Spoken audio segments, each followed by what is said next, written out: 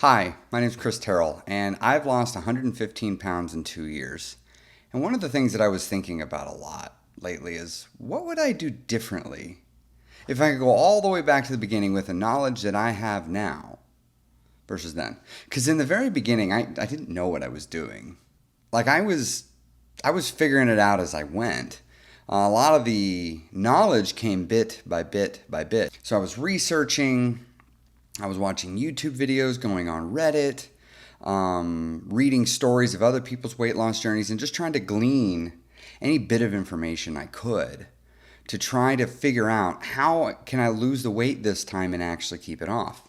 Well, here I am 2 years later, 115 pounds down, and it's safe to say I know a little bit more about weight loss than when I first started. And so I was thinking, well, if I could go all the way back in time and sit down with myself and have a conversation, what would I tell myself if I just had 5 minutes? Like, what would I say to help me, past me? That's weird, but help past me be more successful quicker. The first thing I would say is I would reinforce something that I was thinking, but I didn't understand how important it was. And that is this, and here's the first thing I would tell myself. Be okay with slow weight loss.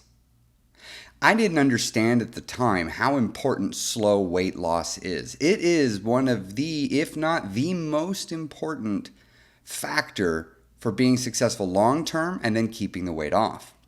And there's a few reasons for that. The first one being when you lose it slower, it gives you a chance to actually figure out new habits and routines around food. Because if you're doing it fast, you could probably just change everything up and then just brute force with willpower try to stay on track. And that doesn't work. The other part with that is loose skin. When you lose weight slower, it helps with loose skin. And which was something I had thought about. I didn't really want to have it. It is a fact of weight loss if you have a lot to lose, but I saw no reason to maximize it, not understanding that losing the weight slow was going to help with that. It was going to make it be less.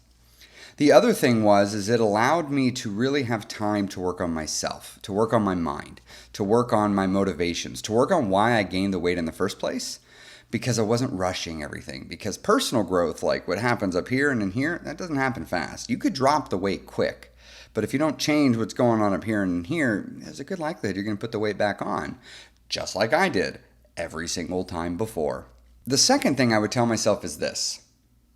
Quit worrying about nutrition. Now, let me add a caveat to that. I'm not saying nutrition isn't important. It's extremely important. But chances are, if you're anything like me, you probably aren't eating that healthy to begin with. And you're also overeating. That's what I was doing. I was eating like garbage and I was overeating. I ate a lot of processed foods. I ate a lot of really fatty foods. I ate a lot of just overall very unhealthy foods. Salad, what's a salad? I don't eat salads. I ate no salads.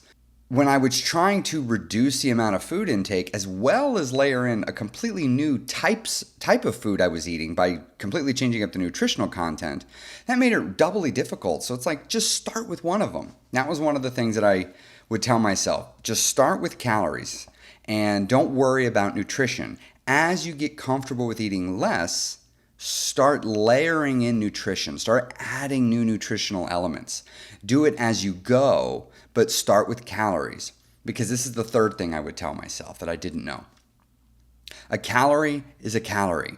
Doesn't matter where it comes from. You could eat 1,000 calories of donuts and 1,000 calories of salad. From a weight loss perspective, it has the same impact. Now, from a hunger management standpoint and from, health standpoint, that's different. But when you're just trying to lose weight, focus on the calories. Don't worry about anything else. And here's the fourth thing I would tell myself. If you want something delicious, you can have it. Just work it in. So if I want to have ice cream, if I want to have a piece of chocolate or some chips, I can do that. But what I needed to do was account for it. Go, okay, this bag of chips is 140 calories. Do I have 140 calories to spend on my daily allotment of calories?